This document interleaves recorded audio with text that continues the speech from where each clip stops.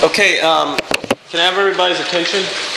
We're about to get started here, and this, I believe, is our fifth speaker of the semester. And this week we've got Ronita Cromwell, and she could tell you a little bit about her links to UHCL a little bit later on. But she is a NASA flight analogs project scientist, and she also works with USRA as a senior scientist. And she's going to be talking a little bit about some research that's going on at between UTMB and NASA on issues that are going to be very important to human spaceflight. So with that, I'll turn it over to Ronita. Thank you. As Dr. Garrison said, I'm employed by University Space Research Association. You're probably familiar with them because their building is just off campus here. But then I get contracted out to NASA to serve as the Flight Analogs Project Scientist. And just to tell you a little bit about kind of the structure at NASA, most of the programs and projects at NASA that are in the human research area have a structure where there's a scientist, sort of a head scientist, and then a head manager. So in my case, I'm the project scientist for Flight Analogs, and I have my counterpart who's the manager who manages all the money. So for me, the nice part is I don't have to think about money. I just get to think about science. And I'll tell you a little bit more about kind of what we do as I get into this talk. So with that, I put in this slide basically what is an analog. And I went to the dictionary and got the definition that an analog is an object, a concept, or situation which in some way resembles a different situation. So it's your general analog definition, but when we're talking about spaceflight, to kind of pull that into spaceflight, spaceflight analogs, as used for human research, create a situation that produces effects on the human body similar to those experienced in spaceflight. And those can either be physiological or cognitive and behavioral, or they can even be in terms of physical attributes of the spaceflight setting.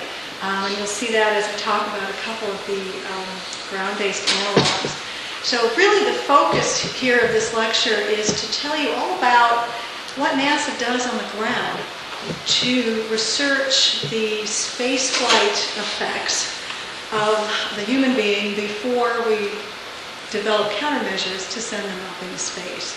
Okay, so why use ground-based analogs for human spaceflight research? First of all, not all experiments can be done in flight. Resources in flight are limited.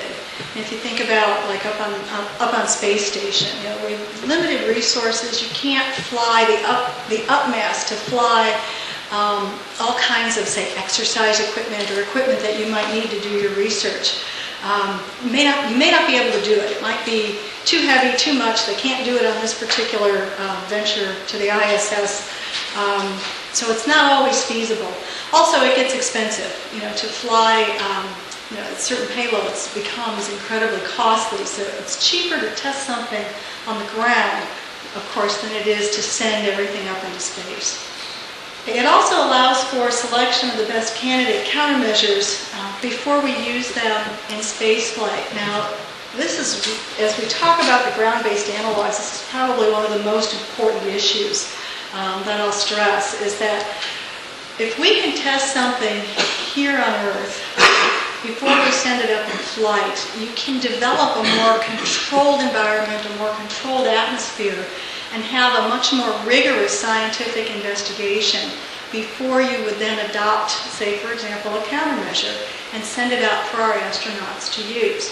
And if you think about it, let's just say, and of course this is what NASA wants to do, develop better exercise countermeasures to be used during spaceflight. Well, if everyone who had some idea for an exercise countermeasure wanted to fly it, we would be left with having to run a lot of studies either on space station or on shuttle or other long-duration types of flights that NASA might venture into, and test a whole number of different countermeasures, some of which might work, some of which may not. And wouldn't it be better to know down here on Earth what doesn't work before you try and fly something? So the research that we do down here on Earth becomes very important in terms of weeding out countermeasures that may not work, or refining countermeasures so that you have the best exercise prescription to fly when you are ready, in fact, to send something up into flight. The other issue is that you don't always have a good controlled study when you want to test something up in flight. So for example, you want to test an exercise countermeasure. Well, you wouldn't ask some astronauts to not do any exercise so that they could be part of the control group, and then go ahead and ask another group to say serve as your experimental group and do this brand new really cool protocol on this new piece of equipment. Because certainly we know that exercise is good and it's going to help prevent bone loss, it's going to help prevent muscle atrophy, and all of the astronauts do some form of exercise. So you couldn't ask them not to. But down here on Earth, we can have a control group that doesn't exercise and really look at what are the benefits of some new countermeasure. So this item becomes very critical when we're talking about ground-based analogs. And then the last is, again, saves time and money as studies can be completed more quickly and less expensively on the ground. So, for example, they've just moved to 6-man crews to go up to station.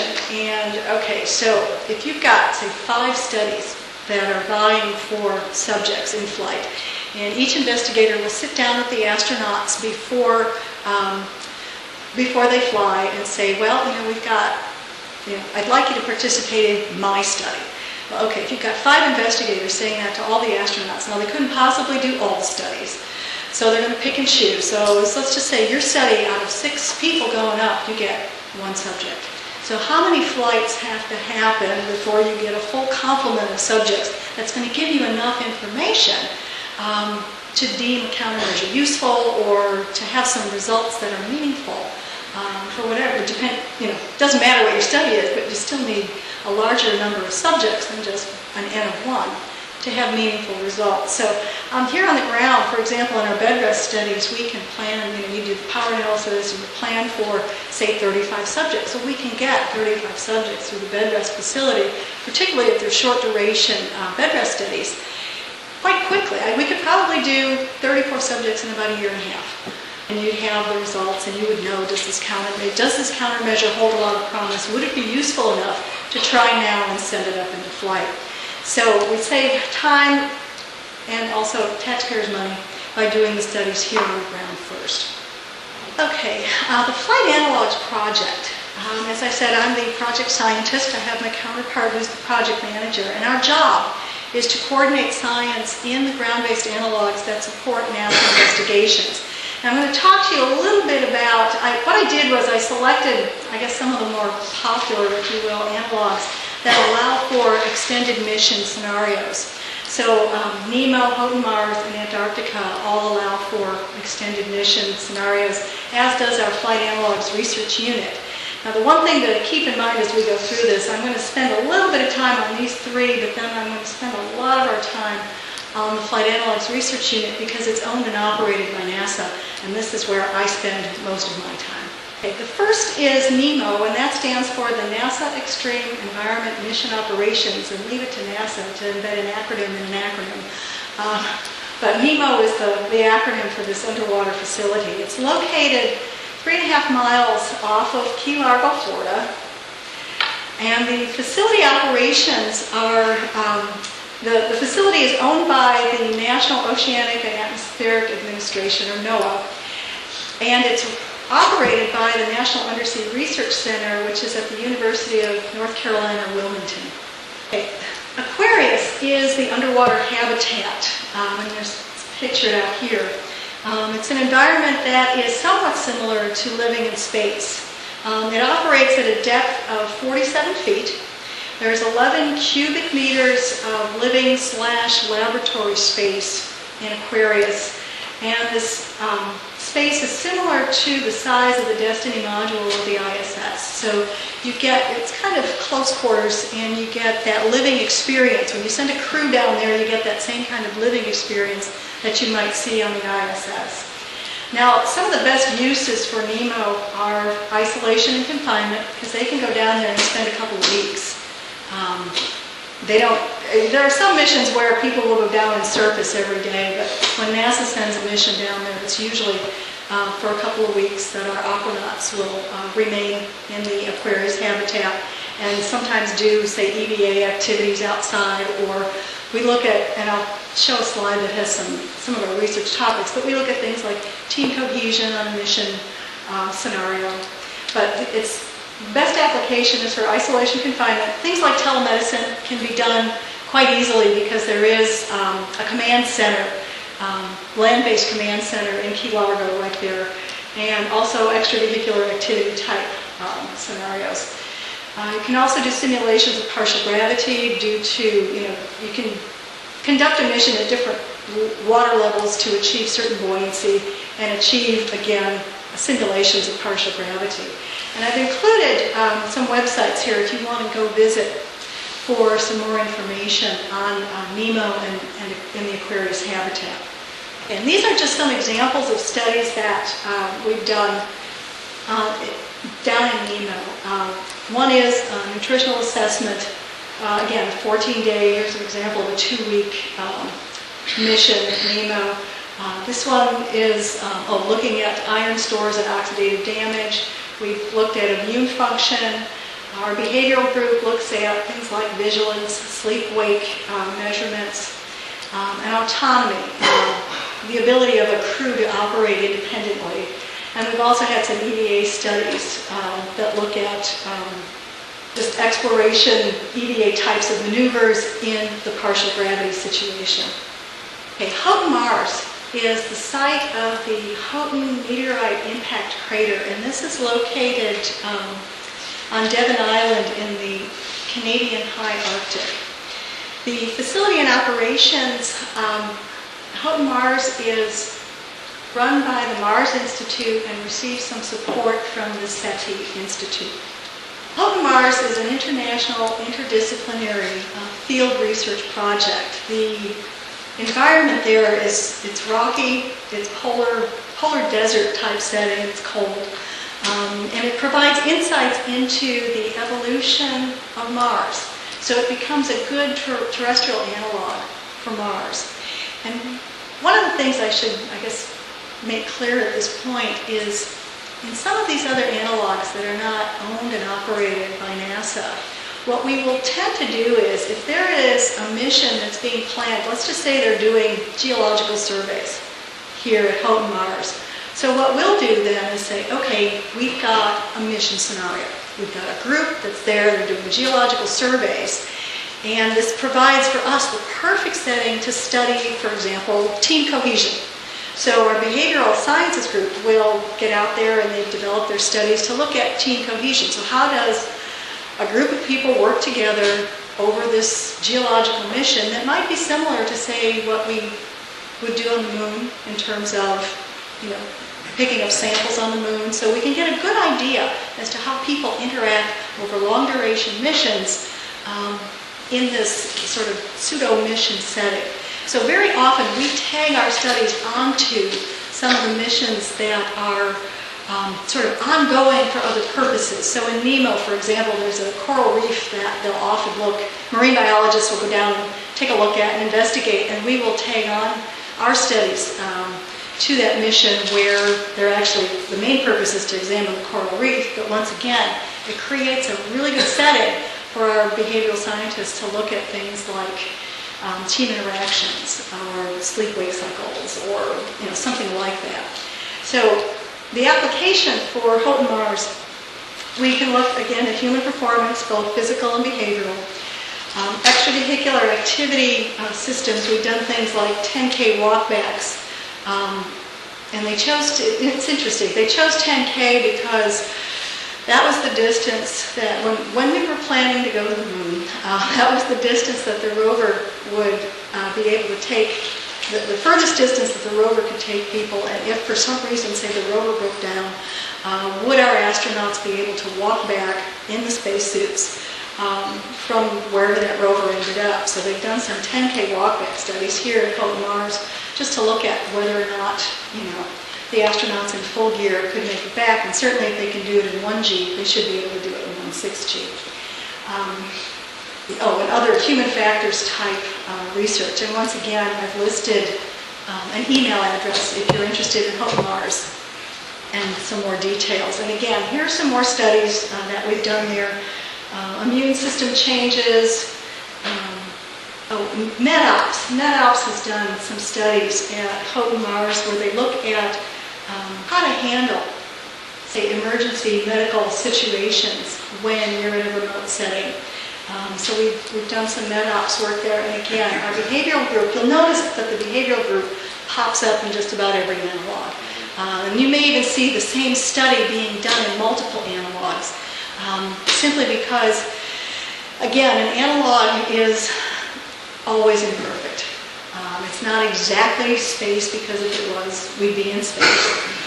So if you test the same thing in multiple analogs and you start seeing the same results, you feel much more comfortable in what's going to happen up in space. Or, the flip side of that is if you start seeing different results, it'll cause you to pause and think about, well, what's different in each of these settings, and which one then is perhaps more space-like, and which set of results can you have most confidence in. Antarctica, there are 64 stations that are operated by 20 countries in Antarctica.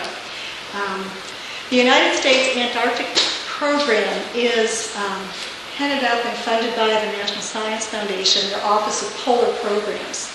The United States has 3 year-round research stations. There's Palmer Station, the Edmonton Scott South Pole Station, and then the McMurdo Station, which is the main U.S. station. It's located on Ross Island. So most often when our scientists are doing a study in Antarctica, they will land via New Zealand. They end up landing at the McMurdo Station, and then they get transported to the other stations from there. Okay, the climate, the terrain, the temperature, the isolation, and the stress levels, physiologic stress levels in Antarctica parallel that of long-duration space flights. Again, the applications here are somewhat similar to what we talked about in Hope Mars. We've got isolation and confinement, physiological stress. Here we can really look at disrupted circadian rhythms because they'll do winter overs in Antarctica, and certainly it's dark for a good long period of time, and you can look at disrupted circadian rhythms, sleep-wake cycles related to that. And it also provides a really good setting for telemedicine, particularly, again, for the winter overs. Because once you're there for the winter, you are basically, you're stuck there. And whatever facilities, whatever equipment is there, that's what you have at your disposal to use. Now, they'll often send a physician as part of the crew that winter's over, but what happens when your physician gets sick? So telemedicine becomes a real important thing to study in Antarctica. Okay, here's just a couple examples. We've done some nutritional studies. Vitamin D is a big issue, again, because of the long periods of darkness. People tend to get vitamin D deficient. And actually, most of us walking around here today are probably vitamin D deficient. Haven't had enough sunshine lately. But certainly, you can imagine that if you're wintering over in Antarctica, that those long periods of darkness are going to produce deficiency. So we've been looking at that. This study, it's abbreviated CHOICE. And this is a study that our NASA immune team is working with ESA. This is an ESA study. And we've collaborated with them to take, ESA is the European Space Agency. Yeah, if I use an acronym that's not familiar, please just shoot up your hand and I'll define it. When I first started at NASA, it was like learning another language because they speak in acronyms. So I've gotten pretty good at using them now. So if I use one that is not clear, just let me know. But this study belongs to the European Space Agency, and our NASA immunology folks are collaborating with them. Okay, so this brings us to the Flight Analogs Research Unit, or what we like to call the FARU. It's located at, of course, just to be consistent with the way I presented the other analogs, not that you need a map of Texas, but it's located in Galveston at UTMB.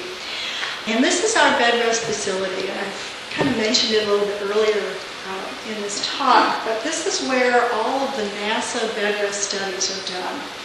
The facility and operations, again, this is NASA funded, and the funding goes from NASA to the NIH to fund the Institute for Translational Sciences Clinical Research Center at UTMB. So what we have is a dedicated hospital unit for our Bedrest studies that runs through this Translational Sciences Clinical Research Center at UTMB.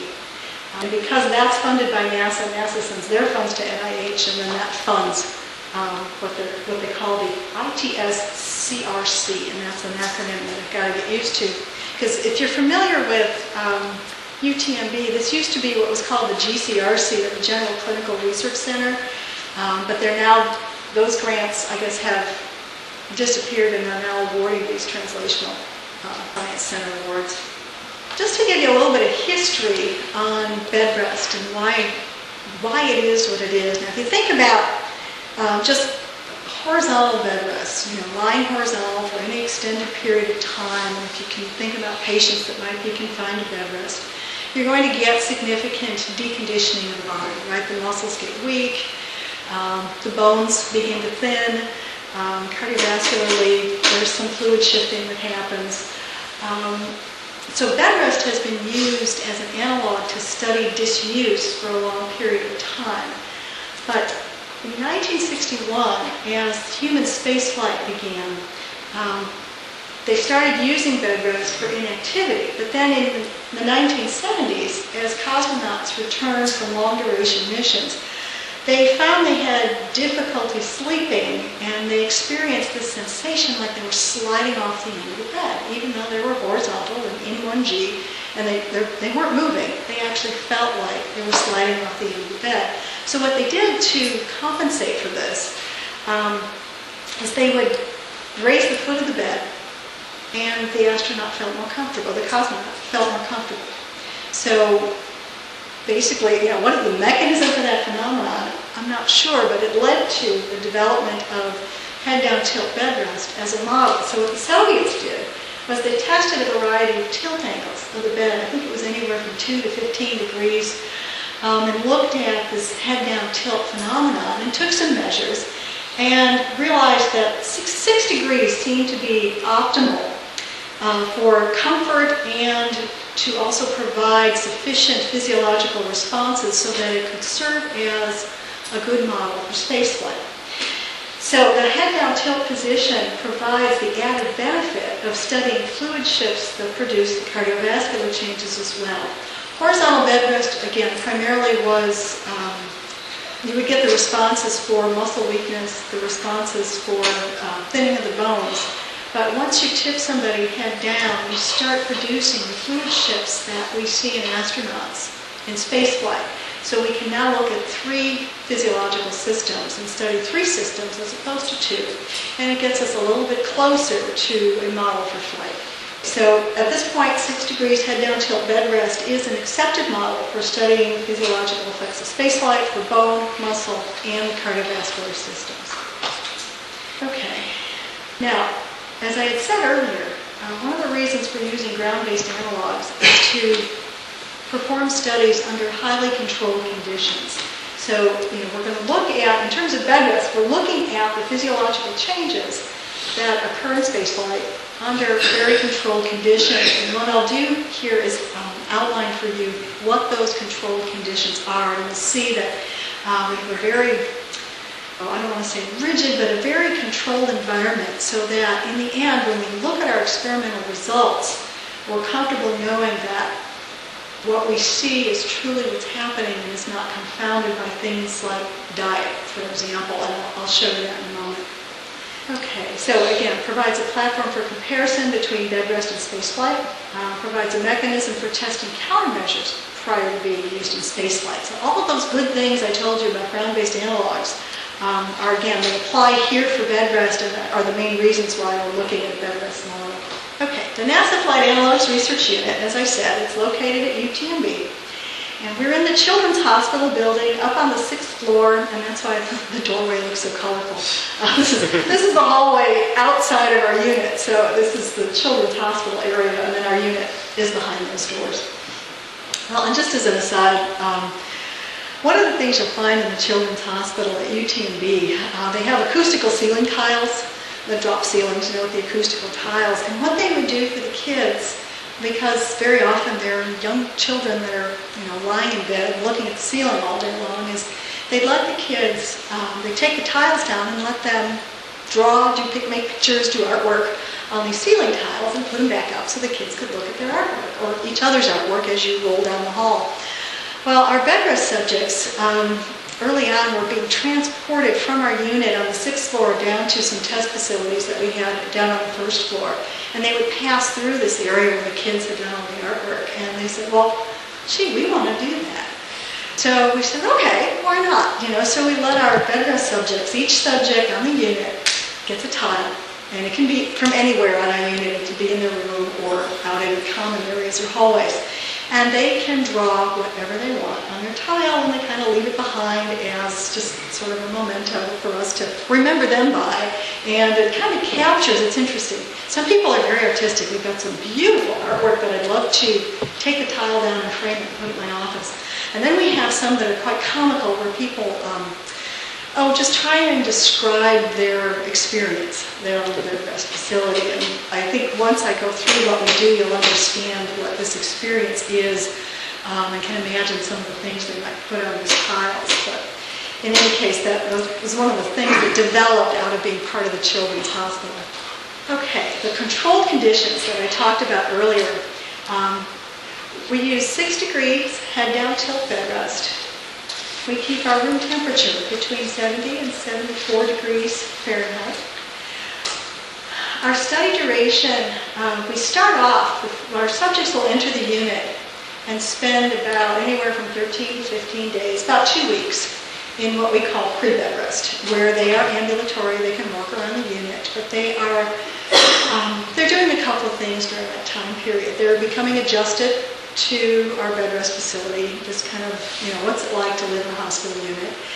They're getting themselves settled and situated because they've brought in their belongings. They're going to, kind of take them through the duration of the study, and they have a little closet and they set that up. And when they're ambulatory, they do their own laundry once they're in bed.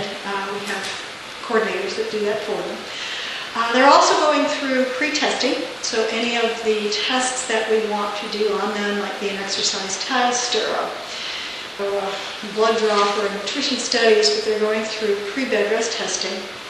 And they're also becoming diet stabilized. Again, I mentioned, we'll get to the diet, but I've mentioned the diet a couple of times now. It's a very important piece of what we do in our bed rest facility.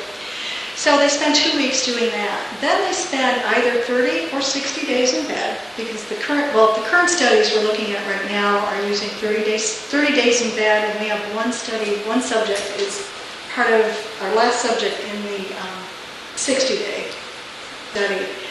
We used to do 90 days, and the reason for the duration, the longer you're in bed, the greater effect you see on bone. Bone is the system that takes a long time before you really see any significant changes. 30-day studies, you can see some changes, but they're picked up mostly in our bloodborne markers, as opposed to a 60-day study.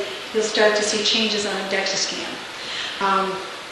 So it depends on the nature of the study as to how long we keep people in bed. As I said, we used to do some 90-day studies, and those were specific studies related to bone.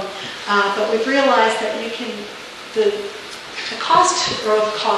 risk-benefit ratio of keeping somebody in that extra 30 days, you don't get that much more of a result. So 60 days seems to be a better way to go. So they spend 30 or 60 days in bed, and some of our tests we're able to do in bed. So, for example, certainly all the blood draws and that kind of thing we can do. Urine collection, saliva collection, we do during the in-bed rest phase. We also have one of our neurological tests that looks at reflexes we can do in the in-bed rest phase. But then once they get up, they spend 2 more weeks with us. Again, they're ambulatory again, but they go through rehab, they go through all of their post-testing. And they continue on the diet, and by the end of 14 days, they're feeling pretty good. And most, I should say, all systems have returned to baseline levels except for bone. So one of the things that we do for our subjects is we bring them back 6 months later and 1 year later and do clinical DEXA scans on them just to make sure that their bone has returned to their pre-Bedrest levels. Okay, sleep-wake cycle. Our subjects wake up at 6 a.m. and I say lights out because, of course, not everybody can go to sleep immediately at 10 p.m., but lights out at 10 p.m., and they can't do anything else at that time except try to go to sleep. Now, some subjects have had a tough time, because everybody's on a different schedule, and in fact, if you're here tonight and this is class, I'd be willing to bet you don't go to bed at 10 o'clock when you get home.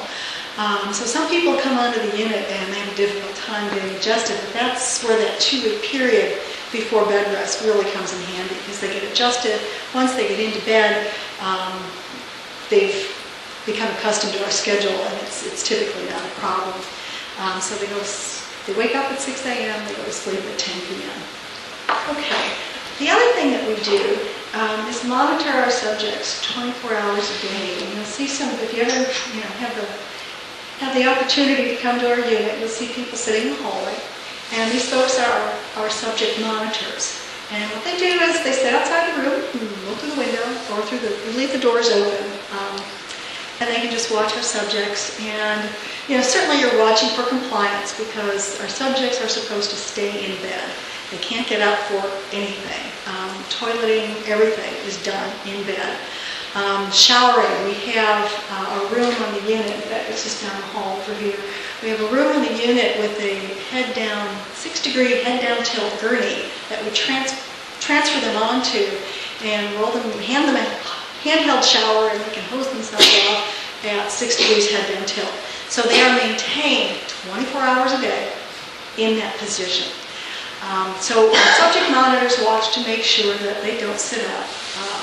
And certainly, yes, if they sit up, it begins to confound our results. But if you think about it, let's say it's a 60-day study and you're well into the study at 30 days. If you tried to get out of bed on your own, you just might get dizzy and pass out, and you wouldn't want anyone to get hurt. So we screen our subjects very carefully to make sure that they're the kind of person that can tolerate being in bed for that long. They go through, certainly they take a physical, they go through psych screening, they interview with the nursing staff and the dietary staff on the unit. It's a rigorous process, because we wouldn't want somebody to get halfway through and go, oh, I just can't take this anymore, I'm leaving, and try and get up and walk off the unit. Because in the interest of their own health, it wouldn't be a good thing to do. So we keep an eye on them, make sure they're doing okay. The subject monitors are also very helpful. If there's something that the subject wants from their closet, certainly they can't get out of bed, the subject monitor will retrieve it. Or they'll play games, board games. We keep our subjects occupied. Certainly there's plenty of board games. They have, I think there's a shot in here, you'll see someone, there's a TV monitor, just like a hospital room, TV monitor that they can watch television. We have computers that are linked to the internet. They can, surf the web. They can do, if they're students, they can do, online courses. We have people who actually continue their employment. If they work online, they can bring their employment into the Bedrest facility. We have a common area. Well, I should go back. I always tell, whenever I have the opportunity to lecture to groups that contain students, I always make a plug for doing your master's thesis or your PhD dissertation here in Bedrest. And once you collected your data, you're ready to sit down and write, perfect opportunity to just kick back and write your dissertation. Because you've got the online services. If you needed a book from the library, we could get you a book from the library. And we've had people that have, done some significant writing and coursework and stuff on the unit. So, it's kind of nice to have that much dedicated time all to yourself. In any case, we also, the other thing we do in terms of monitoring subjects, we have in the nurse's station, because our subject monitors sit out here until subjects go to sleep at night. And at 10 o'clock at night, we have one monitor that sits in the nurse's station, and we have a camera lined up for each bed on the unit. So we have 5 rooms with 10 beds, so we can put as many as 10 people at a time on the unit. So we've got a camera pointed on each bed, and we've got a monitor in the nurse's station. It's kind of like a security camera, and they can watch the subjects and make sure that they're not either getting up out of bed, or, for example, if they have to wake up at night to urinate, they have to call the nurse because she comes in to collect it, because that's data. And it gets pooled and stored, so we collect just about everything from our subjects. And it's important because the fluid ins and outs tell us about the fluid shifting. And we measure plasma volume, but we also measure the water intake, the fluid output, so that we know how much they're losing, and if they've lost a certain amount of fluid that is somewhat equivalent to what we see in flight. We take daily vital signs, blood pressure, heart rate, body temperature, respiratory rate, and body weight. We have a bed scale. Like I said, everything we do is 6 degrees head down. And we roll the scale up next to the bed every morning and transfer them into the scale and lift them up off the bed, and we can weigh them every day. So we monitor body weight closely. As I said, fluid intake and output, and we provide psychological support. So not only do we screen them as part of our screening process to make sure that they're the kind of person that could tolerate being in bed for this long. Because personally, I don't think I could be in bed for this long. I can't sit still 2 hours, let alone lie in bed for 30 days. They also provide support on the unit on a regular basis. They do rounds. Our psych team does rounds weekly and tags up with subjects that if they're having any kind of psychological issues, because sometimes you figure these people are putting their life on hold to come and participate in our Bedrest studies. Well, life doesn't stop. They have families or friends or other things, significant others, things going on outside of the unit. And sometimes, life throws its problems at you, and you're in Bedrest studying and you have to deal with it. So our psych team is very good at providing coping skills, helping our subjects deal with problems that may come up in their life. And our subjects, there have been subjects that have said, look, I really just can't stay. I've got a problem at home. We had a woman who was a grandmother, and there was a problem with one of her grandchildren. And she tried to hang in there. I think she stayed for about 3 more weeks after the problem occurred at home, and she just couldn't do it anymore and said, I'm really sorry, I have to go home. And she was actually part of one of our 90-day studies, but had made it past her 60-day time landmark. And so we got her up out of bed. We did some post-testing on her and sent her home. But sometimes that does happen. But if our psych team can help people through, they'll do it. And we've even brought in, we had family counseling. Once the family came in to visit, and our psych team was really good at providing some support for people. Okay, the other thing we do is our subjects stretch 2 times a day, 15 minutes each session. And this is just to eliminate the stiffness that can occur from lying in bed so long. If you're lying in bed, you're not using every muscle, every joint to its fullest. But the day you get up out of bed, you're expected to go through what becomes a very rigorous testing battery. And if you're stiff, then it confounds the data. It limits our ability to collect data. So we make sure our subjects stretch twice a day. They have what we call physiotherapy, or this is massage therapy. And this happens every other day during the bed rest phase, and then every day for the first week after they get up out of bed. And again, this just keeps the muscles supple, and it adds to the comfort of the subject. It's probably one of the nicest benefits of being in the study. There's no exercise permitted unless it's an exercise countermeasure study. So we don't, aside from the stretching, the subjects don't do like any resistive or aerobic type of exercise while they're lying in bed. Okay, here's the diet. It's the diet that I've talked about a couple of times already. Isocaloric diet, and it's based on our NASA Spaceflight nutritional requirements. The caloric intake is 35.7 kilocalories per kilogram of body weight, which is about 2,500 calories in your average 70 kilogram subject. The fluid intake is 28.5 mils per kilogram body weight, and again, this equates to about 2,000 mils or 2 liters of fluid, and this is in the form of water, for each 70 kilogram subject. The ratio of carbohydrates to fats to proteins is 55 to 30 to 15. No caffeine, cocoa, chocolate, tea, herbal beverages are permitted. And this is probably one of the hardest things that subjects say they have to give up to come onto the unit. If you're a coffee drinker, you probably can appreciate what that means if someone says to you, you can't have any coffee for a couple of months. So they tend to kind of wean themselves off coffee before they come into the unit. They have to eat everything that we serve them. And this includes the ketchup, the salt and pepper, everything. If they have, and we encourage them to eat everything. And if they leave something behind, like at breakfast, say they don't eat all their fruit, it'll show up again at lunch. And if they leave some behind at lunch, it shows up again at dinner. Now, if by the end of the day they haven't eaten everything, we actually weigh out what they haven't eaten so we can determine the caloric content and the nutritional content that was missing in their diet for that day. So we tell them they have to eat everything down to the crumbs on their plate so that we know exactly what went in.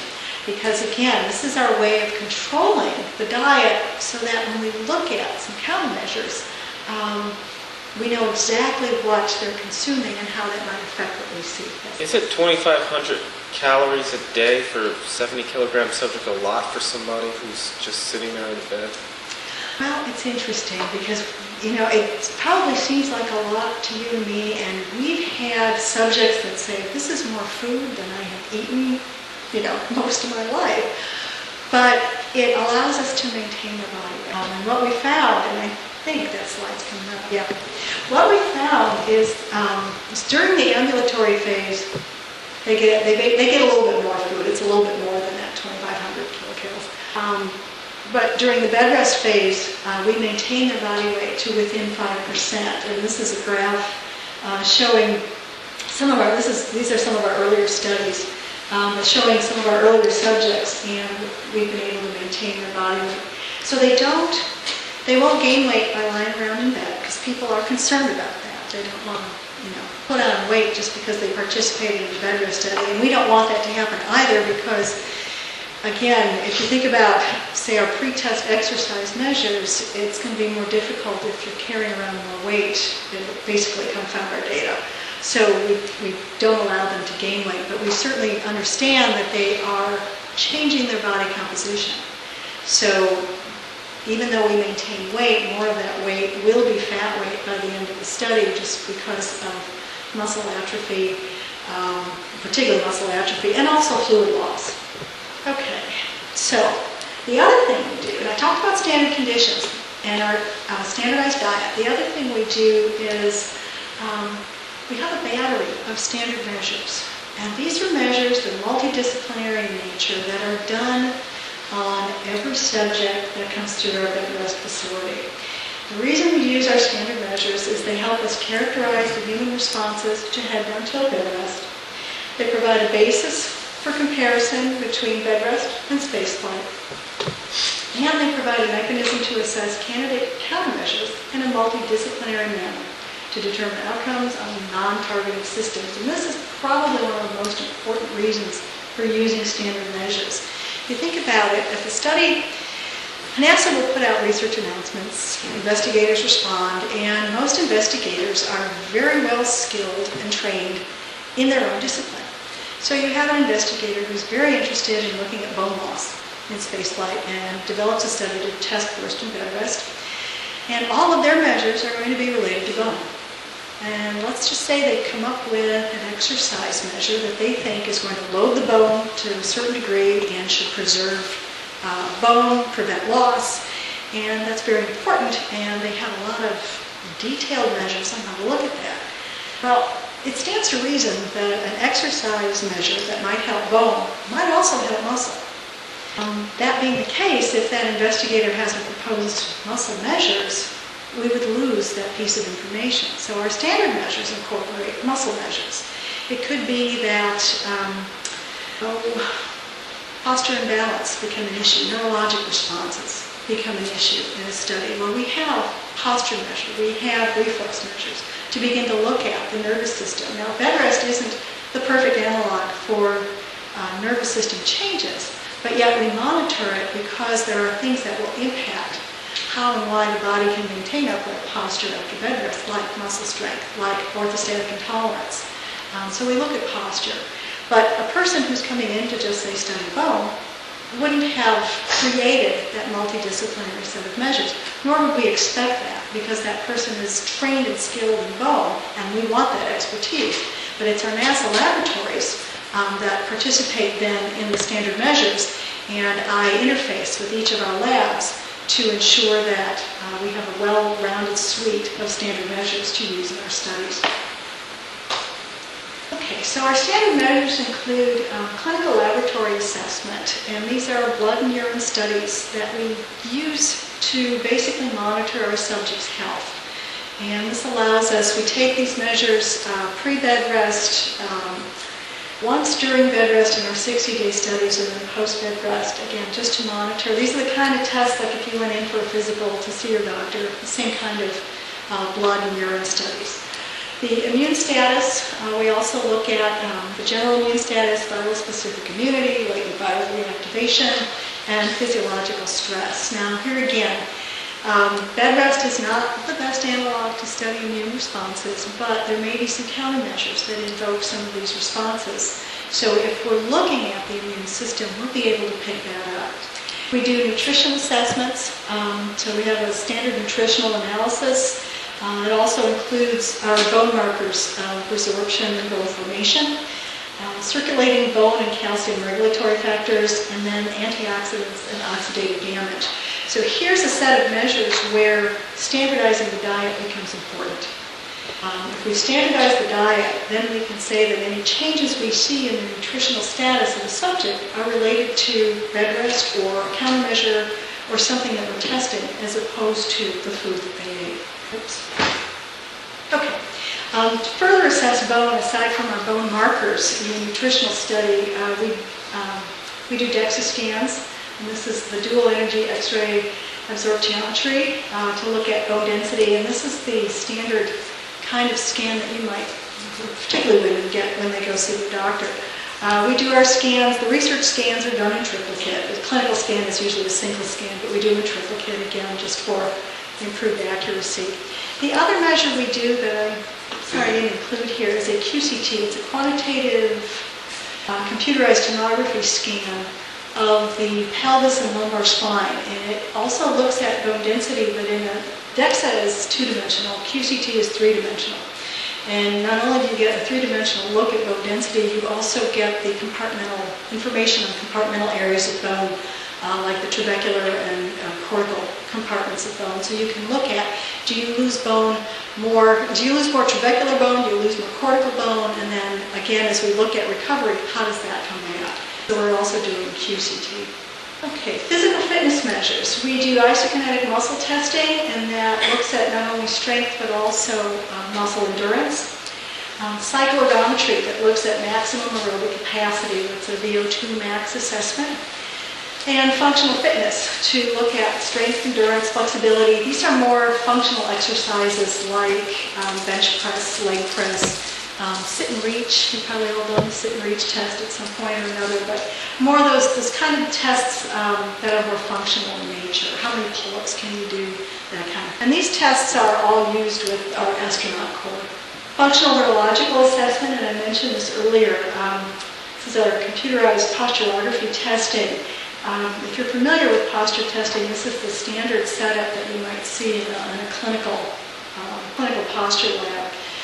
This visual surround, just to give you some background here, you stand on a force plate and you look at the visual surround, and you're probably all familiar with the fact that if you try and stand still, your body has a certain amount of sway, postural sway, that happens. And what they can do is sway reference the visual surround so that it counterbalances your sway, so that what you're perceiving visually is no sway, and they can look at how you maintain your balance if your sway is negated.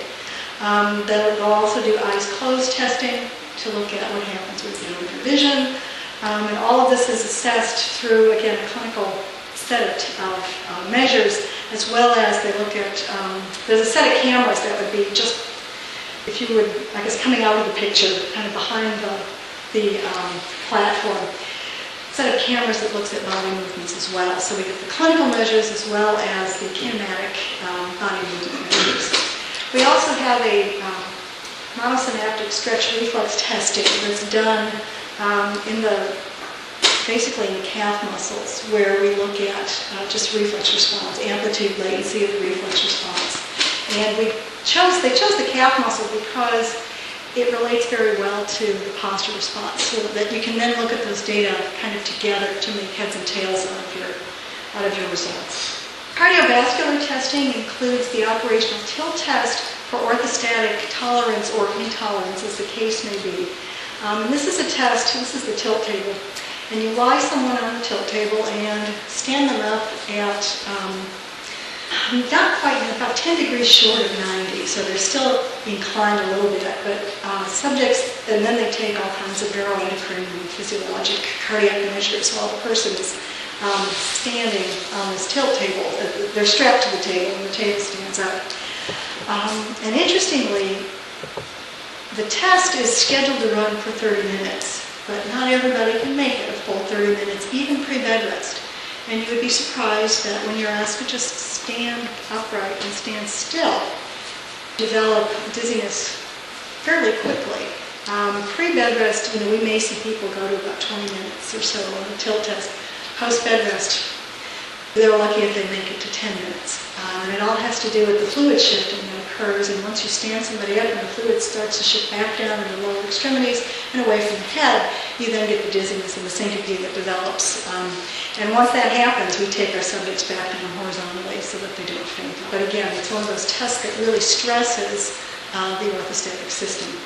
We measure plasma volume, and again, that gives us information on fluid shifting, echocardiography, to look at cardiac function. So we look at things like left ventricular volume, stroke volume, cardiac output, all of those measures that you would associate with an echocardiogram.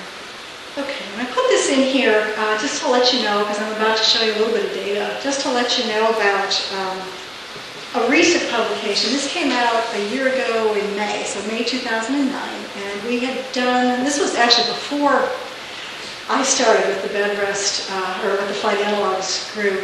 They had, each of our labs wrote a paper on their standard measures with subjects that we had collected to date. And we published it as a special supplement in Aviation, Space, and Environmental Medicine. And I brought some hard copies. I have some up, I have about a dozen, but if there aren't enough here, I'm going to leave the PDF reprints with Dr. Garrison, and he can distribute those as well. So you can have copies of these papers, but they summarize the results, I guess, to date for our Bedrest standard measures. Okay, here's some of the results that we found. This is just sort of the highlights. For our bone measures, we see results that are consistent with spaceflight. The bone loss during bed rest is going to be most pronounced in the weight-bearing regions, the hip, the pelvis, and the heel.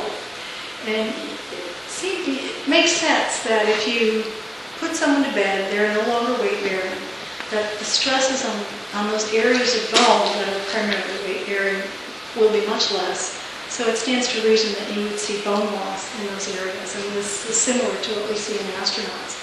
Our average monthly bone loss is about 1 to 1.5%, and this is for the areas of the hip and the pelvis.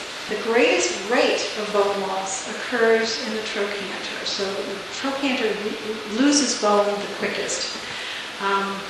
The bone biomarkers that we take when we do our nutrition and blood measures show elevated resorption with no changes in formation. So bone formation proceeds as usual, but what we see is bone is resorbed much more quickly in bed rest. Yes? What's the trochanter? Oh, I'm sorry. The trochanter is a bone, actually you probably feel it. It's a bone on the side of your hip where you've got a set of muscles that start out originating around the top of your pelvis, and they attach at a prominent bone right on the side of your leg. And those are the muscles responsible for abducting your leg or moving your leg away from your body. So those muscles, I should say, on a daily basis tend to pull constantly on that area of bone. So if you apply force to bone, physiologically. If you apply force to bone, you will get bone growth. So if that muscle isn't working as hard, there's no force being applied to that bone, the bone resorption increases, and we see the greatest rate of bone loss in that area. So all of these regions that I've talked about are primarily pelvis regions. We see some losses in the heel. In fact, the next slide should give you a little graph. This is a comparison of lumbar spine, trochanter, the femoral neck, and this is again part of your hip bone at the top. It's at the top of your thigh, femoral neck, and then your pelvis, and then down your heel. The dark filled-in squares represent percent change per month in Bedrest, and the open squares are percent change per month in flight. And you can see the horizontal bar here represents the mean. And statistically, there was no difference between the Bedrest measures and those observed in flight. So our Bedrest analog is relatively robust and gives us information consistent with what we've seen in flight. Cardiovascular measures. Similar to spaceflight, we see plasma volume losses up to about 15%. And this occurs early in Bedrest, around day 7. So approximately 7 days into bedrest, the body has adapted. They've lost 15% of their plasma volume, and the subjects have adapted, and they're actually pretty comfortable after that. I guess I didn't mention this yet, but what happens is when you put somebody head down till bedrest, your body fluids start to shift up toward the head. That signals a change in your body where physiologically, essentially your brain says, wait a minute, I feel like I have too much fluid. And for our subjects, we see things like sinus congestion. They do get some headaches, and your body begins to diurese or lose fluid. So urine output is significantly greater early on within these first 7 days than what we see, I guess, after that and even before that when they first come onto the unit. So the body says, okay, I don't need this fluid anymore. Dumps the fluid, and so now you're left with less plasma volume. But the subjects are comfortable because they've adapted to their new situation. Now this is why when they do the tilt test getting up on a bed, they start to feel dizzy, because what happens is there's not enough plasma volume to go around, basically. And if you put somebody head up after they've been head down for a while, the fluid starts to shift back down into the lower extremities, and now there's not enough to go around. The dizziness starts to happen.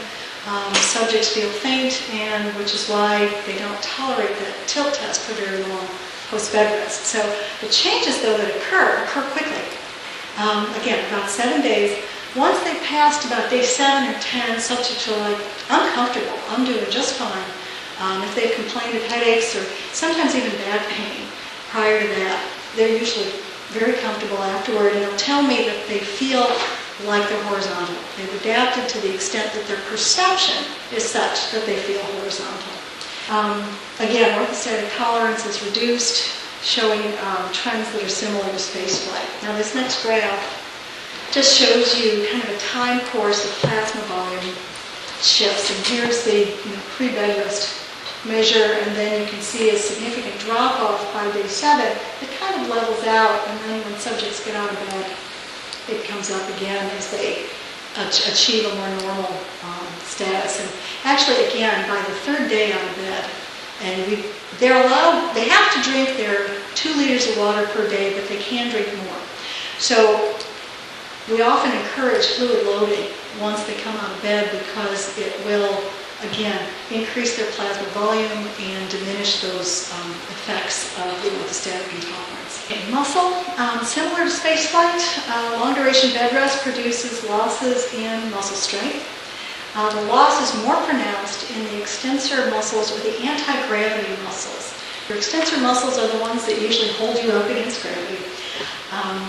And those are the ones that tend to suffer the greatest loss in both spaceflight and bedrest, simply because you're not continuing to stand up against gravity.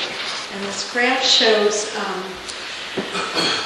your knee extensors are in the dark bars, the knee flexors are in the gray bars, and what you see is somewhat somewhat of a similar pattern of loss. This is Spaceflight, and this is percent decrease in muscle strength, and it's plotted against mission duration, or over here in this case, Bedrest duration.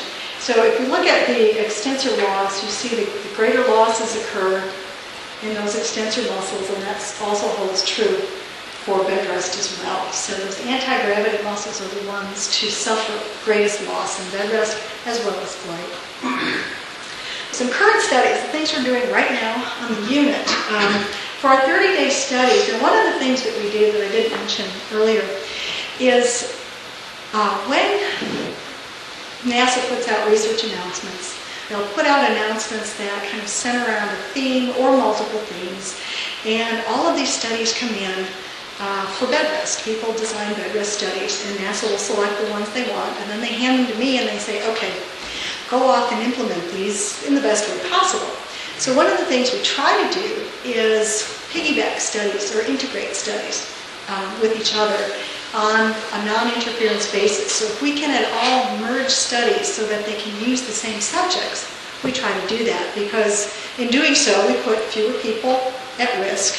Certainly there are risks associated with being in a Bedrest study, and we get more data per subject, and it makes it kind of more worth their while to participate. So right now in our 30-day studies, we have 4 studies that have been integrated, 2 of which are on this slide and 2 on the next slide. But 4 studies that have been integrated to develop what we call a complement or a campaign of Bedrest studies. This first one is rapid measurements of bone loss using tracerless calcium isotope analysis of blood and urine. And this is a way, one of the things that's important to NASA is trying to determine bone loss at a very early time point. As I said earlier, we use a DEXA scan, but we have to keep subjects in bed quite a long time to see bone loss on a DEXA scan. But you know that physiologically there are changes that are happening that will occur before you see those gross changes on DEXA. So Dr. Anbar from Arizona State is working with a geologist. This is kind of a neat study. He's working with a geologist at University of Wisconsin-Madison and using geological techniques of calcium, using calcium isotope balances to look at the same calcium balance in people.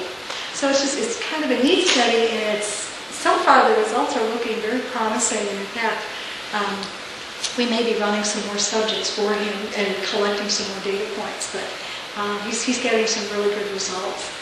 This next study is validation of near-infrared spectroscopy measures following Bedrest, and this study is also kind of neat.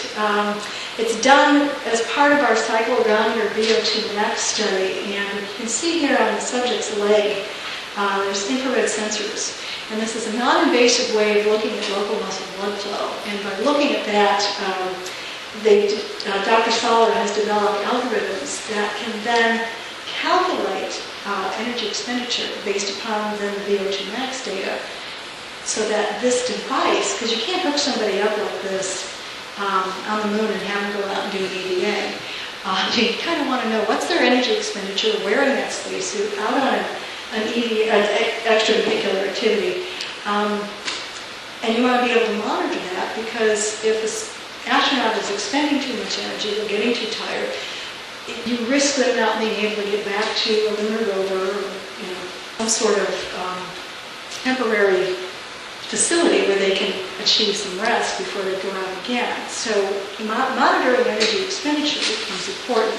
So this device is non-invasive, it's portable, and it would be a really neat way to look at energy expenditure without having to hook somebody up and do, say, VO2 max testing. So Dr. Soller is validating this as part of our cycle test in Bedrest, and they'll look to use it with EVA activities later.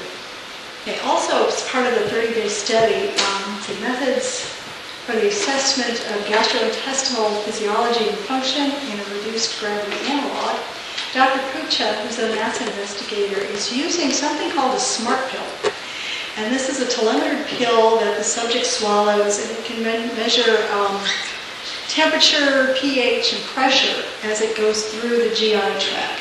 Well, start with the stomach and GI tract. So based on that information, they can look at gastrointestinal motility. Well, this is important because astronauts are often in need, astronauts will take medicines during their missions.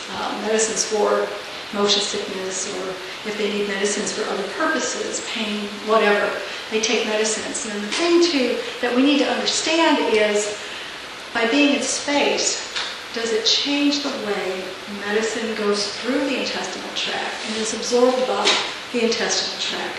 So studying this in Bedrest, that is a spaceflight analog, will give us some insights into GI transit and GI motility, so that then they can begin to use. In fact, they're writing a study right now that will be flown on a shuttle to look at this very same issue. So this becomes valuable information. There are other studies that our pharmacology group is doing, looking at sending medications up into space and then looking at changes in half-life and that kind of thing. So you can put that information together. If you know that the half-life of a drug is shorter once it's been on station for, 3 months, and you also know that your gastrointestinal motility is slower, that's going to help you develop better dosages for the astronauts that can then be more effective. Let's see, this last one, that's part of our 30-day studies. We're doing it in conjunction with our ESA partners, again, European Space Agency. And this is a non-invasive device for measuring core temperature during maximal exercise. It's another study that tags on to our cycloergometer test. And what this is some non-invasive sensors that are used for estimating body core temperature. And again, this becomes a useful device. It's portable, it's non-invasive. So imagine you can put the near-infrared spectroscopy device on someone and get an estimate of energy expenditure. You can also use the thermo device and get estimates of body core temperature, so you know if the person is not only exhausted, but are they overheating. So again, this is development. This study, as well as the MIR study, are developments of new technology to be used during EVA activities. Okay, so that ends the 30-day studies. 84 days, we have one 84-day study that is just about to start. We are screening subjects to enter the study, and this is Dr. Kavanaugh's quantitative test of on-orbit exercise countermeasures for bone demineralization using a Bedrest analog. We like to call it the vertical treadmill study, or the daily bone loading stimulus. And what he's doing, this is kind of interesting too, is if you think about it, when you're in a terrestrial environment and you're walking around every day, you are loading your bones. Your muscles contract, your heel hits the ground, you're loading your bones. So what Dr. Kavanaugh does is he has an insole force measuring device that he will go out to the subject's home and monitor their daily force output while they're walking around at home or doing their daily jobs and activities. And then look at that loading and try and replicate that load, that total load, in a single bout of exercise on the vertical treadmill. In an effort then to preserve bone and prevent loss of bone during, in this case, bed rest, but could be used again in spaceflight. So we're about to, as I said, enter our first studies. We've got a couple of subjects that are right now going through their sort of daily monitoring of their loads, and then they'll calculate how much load needs to be applied to them during exercise while they're on the vertical treadmill, in order to try and maintain their bone. Now, if you think about it, walking around during the day and doing your daily activities, that's a significant amount of loading.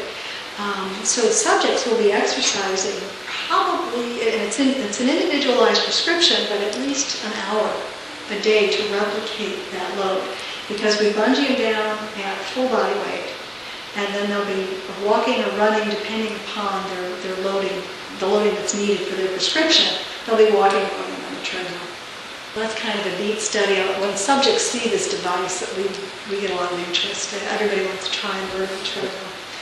We have a 60-day study, as I mentioned earlier. We have one subject right now. It's our last subject for the study.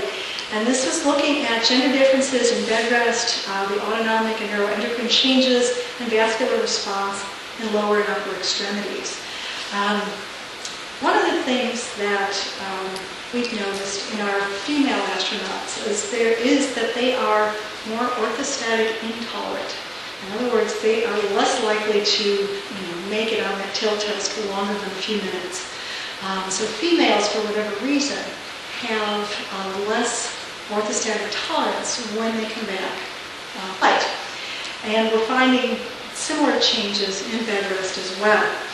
The other thing that happens is when you put someone in bed and tip them at 6.5 degrees and their fluid shifts up toward their head, we see changes in the vasculature as well. They're less elastic, they collapse more easily, and again, there's some reason to believe that it's this vascular response that then feeds into the ability to maintain your orthostatic tolerance levels. And again, the vascular response may be different between males and females. So this study was specifically designed to look at the issue of orthostatic intolerance and the difference between men and women, and also try and look at the mechanism for that response. And this study has been ongoing for a couple of years, and we're winding down. Our last female subject is in bed right now, and that's probably was the biggest challenge for this study, was to get females to participate. And part of the reason for that is our age range for qualification is 24 to 55 years old. Most of the people that apply are in the younger age group. And women in that age are typically moms, and it's hard for them to get away from their families and their kids to come and participate for a couple of months in a bed rest study. So we had a hard time finding females, but we've managed to get what we needed, and we've got our last female in bed right now. Okay, from here, I'll just give you a quick, we're almost done, I'll give you a quick tour of our lunar bed rest model. And if you've been watching the news at all, you've all heard about the demise of Constellation and the fact that we will probably not be headed for the moon, at least not in the immediate near future. But I guess we're waiting to see what Congress says about that. But because of that, we may or may not proceed further with developing the lunar bed rest model. But I thought I'd show you what we've done so far, and if we continue to look at this model, I think it's not only a good model for lunar simulations, but if the concept works, it can be a good model for any type of fractional gravity simulation, for example, Mars. So if we end up going there first, we might be able to take this bed rest model and go the next step and make it a Mars instead of a lunar model. Reason for developing it in the first place is that previous missions to the moon haven't returned enough information to fully understand how the human body performs in lunar gravity. We didn't stay on the moon long enough, and they didn't collect a whole lot of data when the astronauts went there and came back. We were just happy to be there, and they brought us back rocks and no physiologic data. But similar to the head-down tilt bed rest, then, we'd like to develop a head-up tilt lunar bed rest model. And that's where we started going, probably about 3 years ago now. Simple planar trigonometry will determine that 9.5 degrees head-up tilt will give you 1/6 of your body weight applied along the long axis or the z-axis of your body. So if you tip somebody at 9.5 degrees, you'll achieve that 1/6 load that you might expect up on the moon. Okay, but 9.5 degrees is a good angle, but then you say, well, look, there's a lot of friction here. And there have been some early studies that actually just tipped people up. Put someone in bed and tip them up at 9.5 degrees. They were kind of held there by friction for, X number of days to do the study. But then you say, well, are you really getting a true 1/6 load on the feet if you've got to worry about supporting the weight of the mattress? So what we've done, and you can see it better in this picture, there's a counterweight down here that offloads the weight of the mattress so that when you're in the standing position, you actually get a true 1/6 load placed at the feet. We allowed our subjects to achieve a standing and sitting position. So again, you can see here they are standing up. And here they are sitting down where we drop in a little stool device with a footrest and allow them to sit as well. So that's the design of the bed. So by tilting someone at 9.5 degrees and keeping them in bed for a while, we can get the deconditioning associated for muscle, and we can apply the load that's necessary to look at bone. But then if you wanted to get a look at, as I mentioned with our head down tilt model, when you tilt somebody at 6 degrees head down, we can now really begin to get better insights into the cardiovascular system. So what we tried to do here was now figure out how can we use this model to gain some insights into the cardiovascular system as well. So NASA has a digital astronaut project, and this is a computerized simulation of physiologic responses that you might see in microgravity, or in this case, a 1/6 gravity environment. So we tapped into our digital astronaut, and digital astronaut told us that we would expect to see about a 6% plasma volume loss on the moon. And we look at plasma volume because the data have showed us that plasma volume is the one measure that kind of triggers all other cardiovascular responses. So as soon as we start getting the fluid shifts, we then can begin to see the cardiac changes, the vascular changes that go along with that. So we use plasma volume as our target measure. And digital astronaut demonstrated that we get a 6% plasma volume loss on the moon. But if you stand somebody up at 9.5 degrees, you'll probably get a 6% gain. So we were kind of in a conundrum. How then are we going to take this fluid and shift it back in the other direction so that we can simulate the loss we would expect on the moon in this 9.5 degree head up tilt bed? So if you look at the literature, clinical literature on fluid shifting, very often you'll see that compression garments or compression stockings are used to shift fluids, particularly in the cases, and as I say here, for deep vein thromboses and prevention of deep vein thromboses. So if you can get fluid shifting with compression stockings, we began to look at that issue and thought, well, let's see if we can use this to achieve the fluid shift that we would need in this head-up tilt Bedrest model. And just, by the way, the compression stockings are also used for our astronauts as a countermeasure post-flight to help decrease the effects of orthostatic intolerance. So it begins to push the fluid back up toward the head so that our astronauts don't become presyncopal on landing. So we thought, well, let's look at those stockings and see if they can't help us get the fluid shift we need to achieve this target cardiovascular response. So we use compression garments as well as unweighted foot and ankle movements to try and get the fluid shifting that we might see up on the moon. So we first formulated a linear analog feasibility study, or as we like to call it, a LAPS.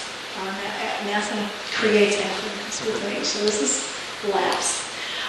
In this feasibility study, we were looking primarily at subject tolerance of this model, and can we in fact see some of these plasma volume shifts that we were hoping to see.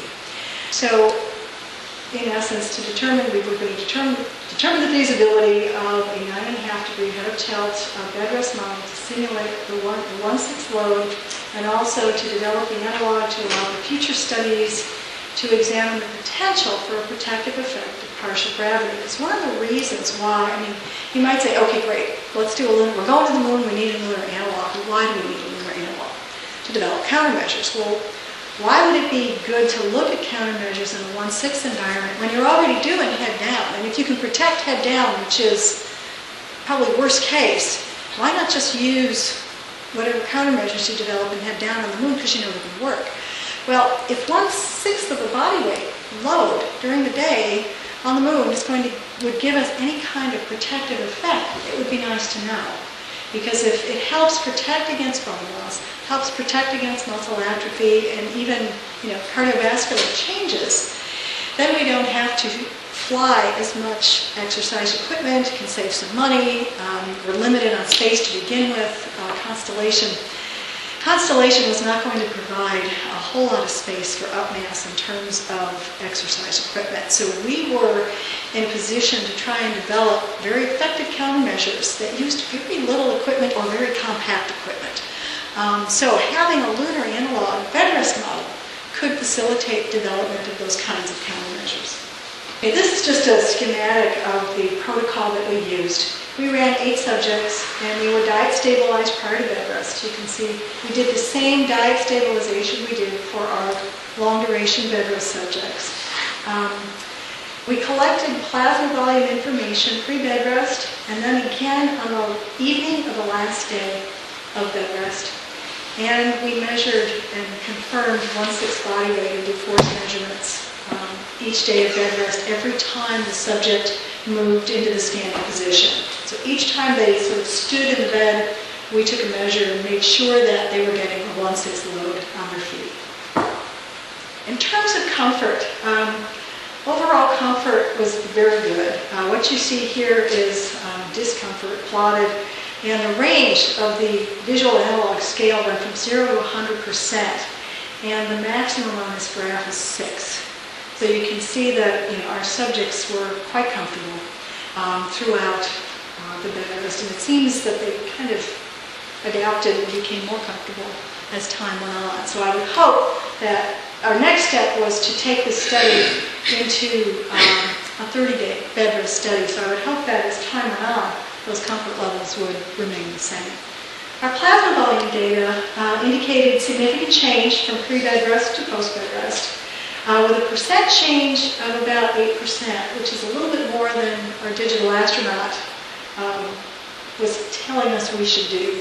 However, if we look at the confidence interval, the 95% confidence interval would put people within the range of a 12% loss, anywhere between a 3 to 12% loss of plasma volume. So we were pretty much on target. We achieved, I think the nice part is that while digital astronaut said if you stand somebody at 9.5 degrees, you should see a plasma volume gain, we actually were able to affect the loss that we needed.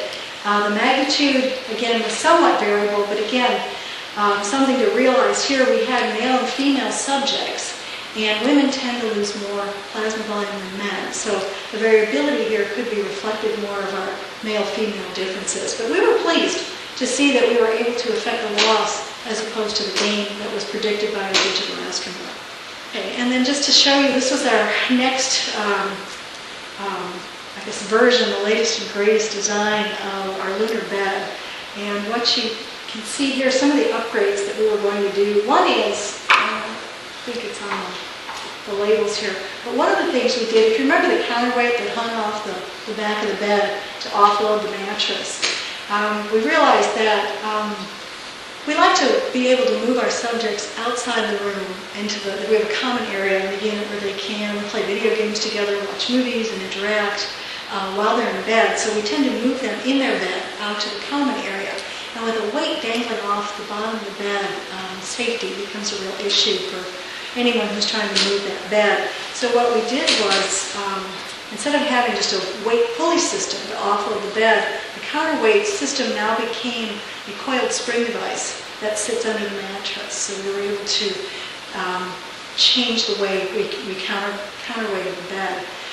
The other problem that we had in our first version of the bed was the ability to have enough space for the feet in a sitting position. And I say that because not only did they sit in a forward position, they could lay on their side and sit in a side-seated position as well.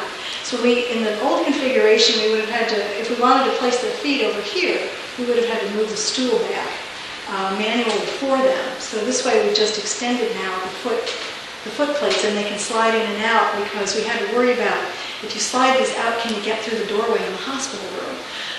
So they slide in and out, and they can be, sort of compacted for transport. The other thing we did that I thought was really cool, is the force plate.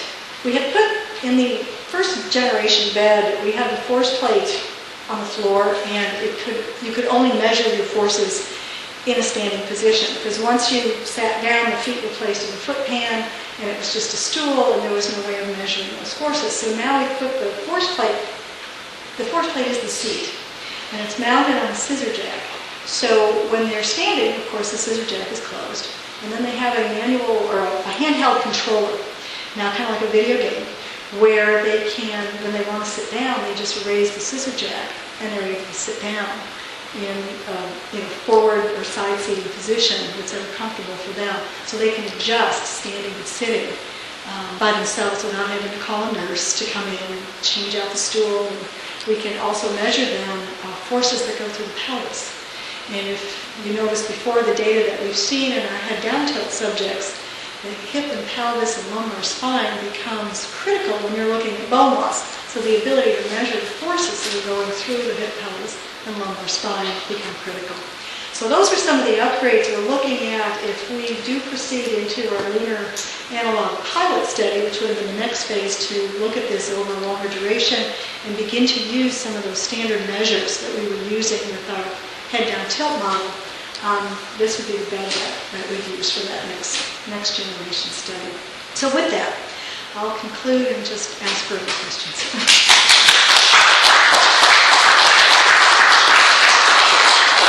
Yes. I'm so fascinating. I have tons of questions. You just two. Okay. Has anyone ever tested adjustment to the Martian day, 24 hours, 39 minutes, or is that just not considered a problem? Oh, well, it is, and I would think that that's something that our behavioral science folks will probably begin to look at as we start getting closer to going to Mars, because that affects sleep-wake cycles, circadian rhythms, behavior related to that, probably immune issues, nutritional issues related to that. Has it been done in Bedrest? Not yet, but I wouldn't be surprised if somebody wanted to do it at some point, or perhaps do it in one of the other analogs. One more. With your isolation experiments, have you done it with really small crews, 1 or 2 people, to see if they can survive in real isolation? I don't think they've used crews that small. Because we tend to tag onto missions that are already occurring for other reasons, the crews are usually a little bit bigger, like at least 4 to 6 people. So we haven't done them with just 2, as far as I know. What if you send 4 people and 2 of them get incapacitated? Oh, and then we're left with 2. Well, that's where our med-op studies are going to come in handy, I think, because some of those med-op studies that I cited at Home Mars are going to address those kinds of issues. What if a crew member becomes incapacitated? How do you transport them back to where they need to be, as well as how do you treat them? And certainly crew members need to be trained to do this as well. Other questions? Recompensate for physics the way you relax. Sure. In fact, I've got just the thing for you. I've got brochures up here. If you are interested in being a subject, certainly. As I said, I encourage students that are in like dissertation phase or something to come and kick back. It's alone time. It's great. You can write. You can use online library resources. But yeah, certainly. And just people ask, well, how much do we compensate our subjects? And we pay them essentially $10 per waking hour. So it's $160 a day, and if you add that up over, say for the 60-day study, it amounts to about $14,000 to serve as a Bedrest subject. So it's not too bad. It almost seems like if you're going to look at analogs to having like a 29-hour day or something, college students would be the perfect group. Yeah, exactly. Stay up those late hours working on your homework. Yeah. All right. Yes. On one of your slides, you had mentioned that I guess the bone barrier isn't much that stimulates bone absorption. No, weight bearing does stimulate bone growth, but let me go back. I think I know what slide you're talking about. I go back when I thought. What we see is that resorption is elevated, but there aren't any changes in formation. So the bone continues to be laid down, but what we see is that the bone is resorbed. Is that resorption due to biological activity, or is that a physical? Primarily, it's a physical response to the change in pressure. And that's why most of the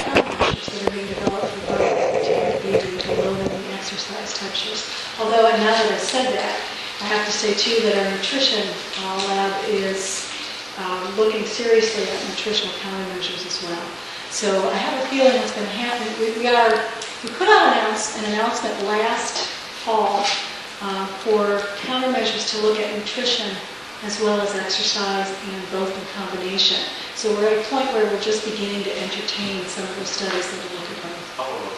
Separate subject, I was thinking about for someone who's fairly thin, their blood flow is essentially tube and end up very little gravity there. But myself, I'm pretty much no matter how I lie down. So is there any adjustment for that?